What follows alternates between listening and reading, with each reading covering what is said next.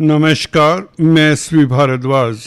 दोस्तों, जुलाई से दिसंबर 2026 तक साल के ये 6 महीने जो शेष हैं, इनके ऊपर टिप्पणी करने जा रहे हैं।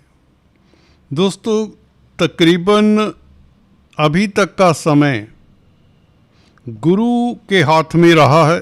गुरु मिथुन राशि में रहे हैं जब तक स्थितियां आपके लिए काफ़ी सहज रही हैं। काफ़ी हद तक, सभी जातकों के लिए तो नहीं कह सकते, उसमें हर किसी की दशा अंतरदशा भी मैटर करती है, परंतु जब तक गुरु मिथुन राशि में रहे हैं 7th हाउस में, तो आपके लिए स्थितियां बहुत ही अनुकूल रही हैं। परंतु गुरु की स्थिति अष्टम भाव में भी बुरी नहीं है, जिसकी चर्चा हमने कई बार की है। ये अष्टम भाव का गुरु देखिए उच्च का है एक तो, और शुभ प्लेनेट अष्टम भाव में मैं अक्सर आपको बताता आया हूँ, बहुत अच्छा काम करता है, आपकी इंट्यूशन बढ़ाता है, आपके पास धन आता है, आपके गोपनीय कष्ट दूर होते हैं। खासकर धन भी वैसा आता है जो कोई वसीयत का, कोई लेगेसी से लाभ हो जाए, कोई लॉटरी लग जाए, आदि इत्यादि। परंतु गुरु की दृष्टि इस स्थिति में, जब गुरु अष्टम भाव में है और जो कि 31 अक्टूबर तक रहेगा, ये कमाल कर रही हैं। गुरु की दृष्टि शुभ होती है, जो कि धन भाव के ऊपर, कुटुंब भाव के ऊपर पड़ रही है। इसलिए कुटुंब में स्थितियां बेहतर, धन की स्थिति बेहतर करता ही करता है देवगुरु बृहस्पति का ये 2nd हाउस के ऊपर प्रभाव। चिंतन हम आगे ये करेंगे दोस्तों, विश्लेषण ये करेंगे कि जो नेक्स्ट ये समय है कैसा रहता है, गुरु किस तरह से प्रभावित करते हैं। देखिए, शनि के ऊपर गुरु की दृष्टि होने से शनि जो टेस्टिंग टाइम दिया करते हैं ढैया के कारण, वो तो नहीं दे पाएंगे। गुरु की वो भी नवम दृष्टि है, तो 4th भाव जो कि डोमेस्टिक लाइफ है, आपका जन्म स्थान है, आपकी मदर का घर है, आपके मन का घर है। कालपुरुष की कुंडली में यहाँ पर कर्क राशि आती है, तो चंद्रमा का भाव है, तो मन की स्थिति बेहतर करता है गुरु का ये प्रभाव शनि के ऊपर। और शनि शांत रहते हैं, और शनि भी परचांस आपकी किस्मत अच्छी है दोस्तों। इस अवधि में अभी दोस्तों रेवती नक्षत्र में, बुध के नक्षत्र में है, तो कैरियर में जो कई बार होती है, बहुत ज़्यादा स्थितियां नागवार होती हैं, वो अब नहीं रहेंगी गुरु के प्रभाव के कारण। वो तो स्थिति अभी बनी हुई है, प्रेजेंट हालात की बात कर रहा हूँ, जो कि जुलाई, अगस्त, सितंबर तक कंटिन्यू रहेगी, 31 अक्टूबर तक। बल्कि जब तक गुरु सिंह राशि में प्रवेश नहीं कर जाते, केतु के साथ नहीं मिलते। केतु के साथ 1 महीना इनका युति होगा भाग्य स्थान में, परंतु सिंह राशि में गुरु का प्रवेश, दोस्तों गुरु का गोचर होगा 31 अक्टूबर को सिंह राशि में, और केतु का गोचर होगा कर्क राशि में 5 दिसंबर को। केतु कर्क राशि में आ जाएंगे 5 दिसंबर को। यह बहुत बड़ा परिवर्तन होगा। अष्टम भाव का केतु, जो कि मोक्ष त्रिकोण कहलाता है, तो यहाँ पर बैठा हुआ केतु आपको अध्यात्म के साथ जोड़ता है। वैसे भी चंद्रमा की राशि में केतु अष्टम भाव में हो, चंद्रमा मन का कारक है, तो मन को अध्यात्म में रुचि भी रहेगी। खासकर तंत्र मंत्र विद्याओं, पराविद्याओं, जो गोपनीय विद्याएं होती हैं, आप अपने इष्ट देव को रिझा सकते हैं। और किसी तरह की अनुष्ठान करना चाहते हैं, धर्म यज्ञ अनुष्ठान करना चाहते हैं, कोई तंत्र मंत्र साधना करना चाहते हैं, कोई ज्योतिष ज्ञान चाहते हैं, कोई वेदों का पाठ करना चाहते हैं, कोई सीखना चाहते हैं, कोई वेदों से रिलेटेड, संस्कृत से रिलेटेड, अपने लिटरेचर से रिलेटेड कोई PhD करना चाहते हैं, तो ये केतु बहुत अच्छा है। केतु कमाल का हो जाएगा, परंतु इसके लिए थोड़ा इंतज़ार करना पड़ेगा दिसंबर तक, जब यह अष्टम भाव में गोचर करेगा। उधर 2nd हाउस में राहु आ जाता है, तो राहु की अभी चर्चा करते हैं।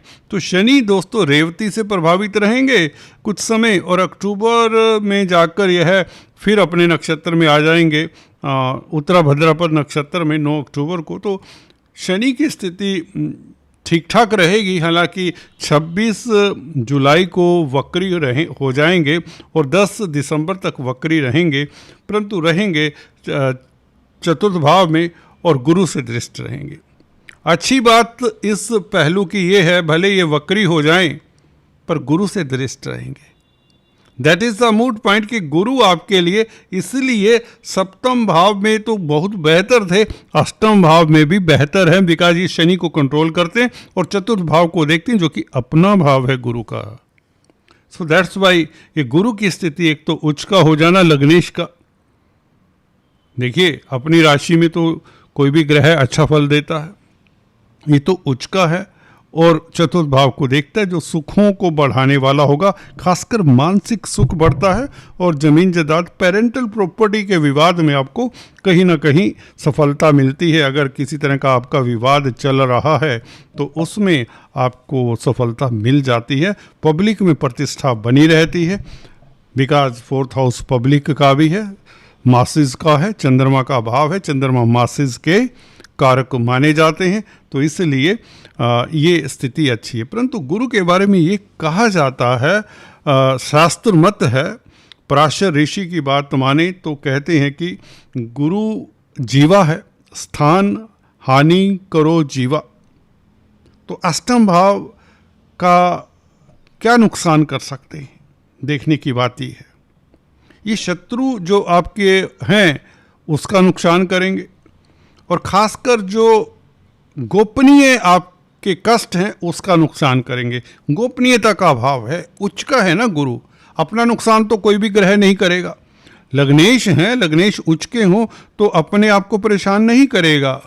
कोई भी लग्नेश अगर अच्छी स्थिति में हो, मित्र क्षेत्रीय हो, उच्च का हो, तो अपने आप को कोई नुकसान नहीं देगा, ना लगन का हानि करेगा, ना लगन का अहित करेगा, ना चतुर्थ भाव का अहित करेगा।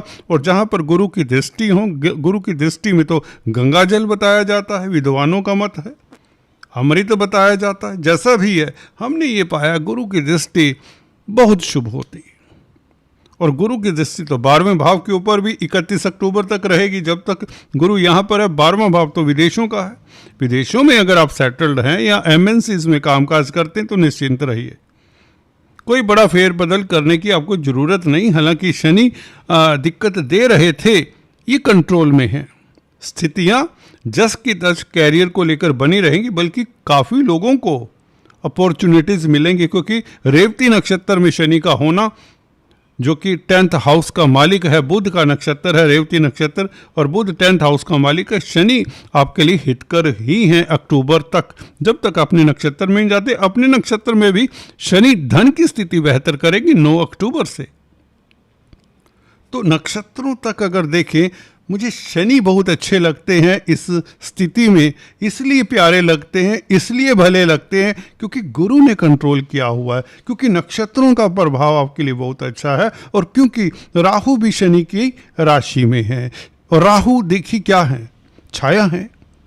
कुछ ज्योतिषाचार्य इसे धुआं कह देते हैं, स्मोक कह देते हैं, कुछ इसे माया कह देते हैं, कुछ छाया कह देते हैं। अलग अलग नामों से राहु को परिभाषित किया जाता है। दोस्तों, जैसा भी है, ये दिखने वाला ग्रह नहीं है। ये राहु मेरी समझ में तो ये आता है, ये एक छलावा ही है, छल है, भ्रम है, भ्रमित करता है। अब सेकंड भाव को भ्रमित करेगा 5 दिसंबर। पारिवारिक स्थितियों को कुछ देर के लिए कंफ्यूजन में डालेगा, वैचारिक मतभेद ना होने दें, ये ध्यान रखना है 5 दिसंबर से। देखिए, माँ बाप के साथ आपके संबंध सही रहने चाहिए, इसका ध्यान रखें। गुरु प्रसन्न ही तभी होते हैं जब अपने माँ बाप का आदर करता है कोई व्यक्ति, बुजुर्गों का, एल्डर्स का आदर करता है। मैं राहु की बात कर रहा था। राहु है तो शनि की राशि में, मकर राशि में रहेगा 5 दिसंबर से। तो धन की स्थिति तो बेहतर होगी, क्योंकि केंद्र में धन का मालिक शनि स्थित होगा। शनि ने तो मीन राशि में रहना ही रहना है 3 जून 2027 तक। तो इसलिए धन तो आएगा, और राहु देखिए धन के प्रति आपकी जिज्ञासा बढ़ाएगा। जिससे आप एफर्ट भी और करेंगे।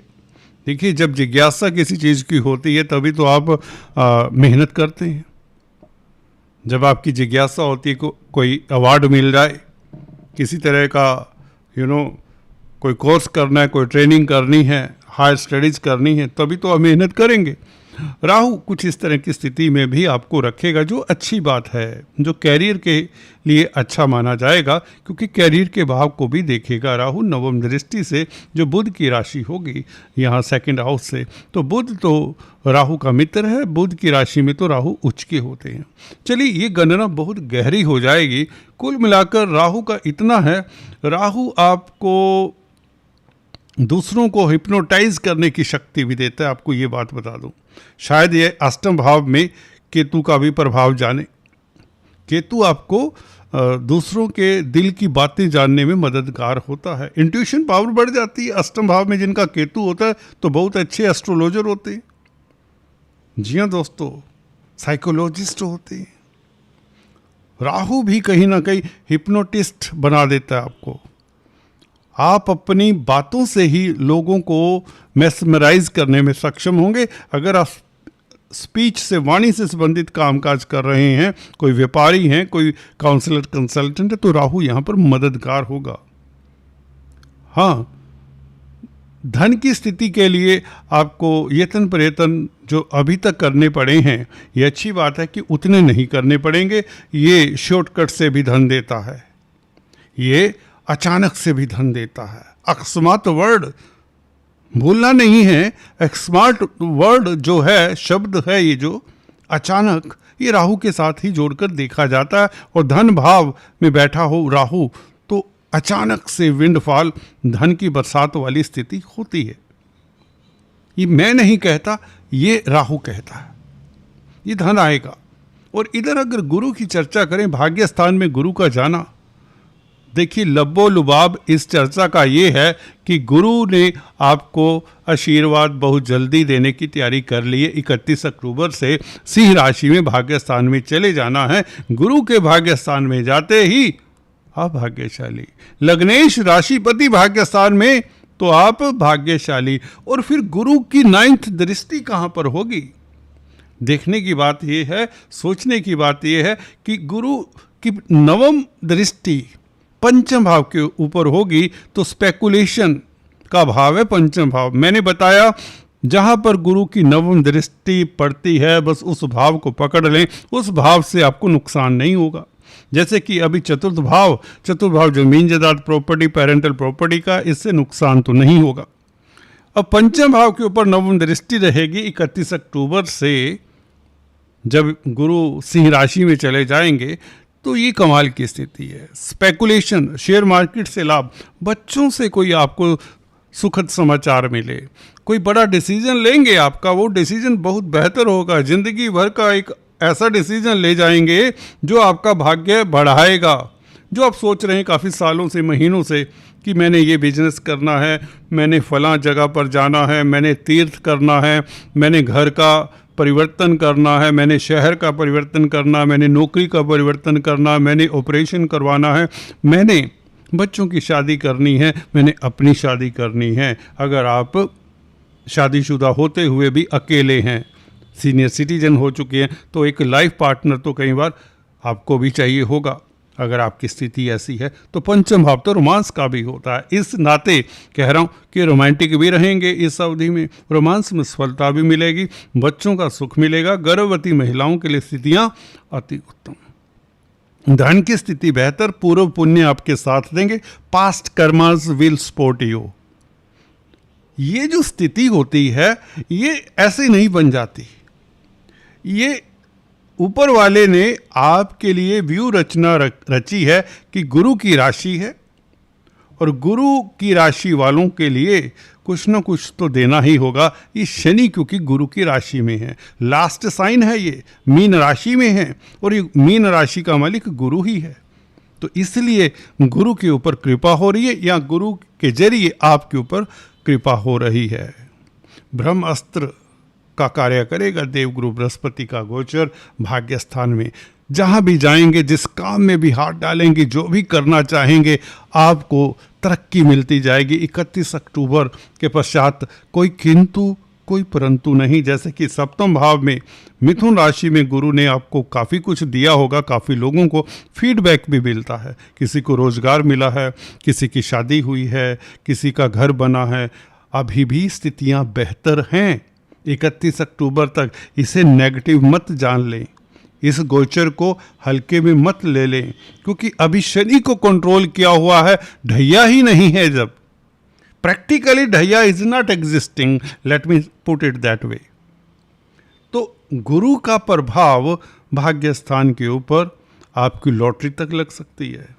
अगर आपकी कुंडली में लॉटरी के योग हैं हॉरोस्कोप में, तो you can get jackpot, hit कर सकते हैं। स्टॉक मार्केट में आप उपलब्धियां, जी हाँ, आपको उपलब्धियां मिलने वाली हैं।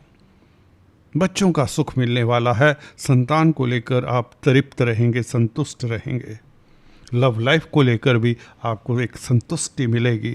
संसार बहुत भला भला सा लगने लग जाएगा, लोग बहुत प्यारे न्यारे से लगने लग जाएंगे, आपको अपने आप से प्यार हो जाएगा, ऊपर वाले से प्यार हो जाएगा, धर्म के प्रति आपकी आस्था बढ़ जाएगी। देखिए, जब आप खुश होते हैं तब भी आपको प्रभु अच्छा लगता है, जब बहुत दुखी होते हैं तब भी आप प्रभु की शरण में जाते हैं। दोनों ही स्थितियों में अक्सर ऐसा होता है। यहाँ पर भाग्य स्थान में तीर्थाटन के योग बनते हैं। सीनियर सिटीजन्स के लिए स्थितियाँ बहुत बेहतर रहने वाली। योगा मेडिटेशन से, तंत्र मंत्र विद्याओं से, पठन पाठन से, वैदिक जो रुचि रखते हैं, वैदिक ग्रंथों को पढ़ना चाहते हैं, धर्म ग्रंथों को पढ़ना चाहते हैं, पुराणों को पढ़ना चाहते हैं, कथा करना चाहते हैं, कथावाचक बनना चाहते हैं, प्रीस्ट बनना चाहते हैं, प्रीचर बनना चाहते हैं, पराविद्या में पारंगत होना चाहते हैं, धार्मिक वक्ता प्रवक्ता बनना चाहते हैं, किसी मठ मस्जिद में जाना चाहते हैं, किसी मठ के अध्यक्ष बनना चाहते हैं, मठ के मेंबर बनना चाहते हैं, तो ये गुरु आपको बनाता है।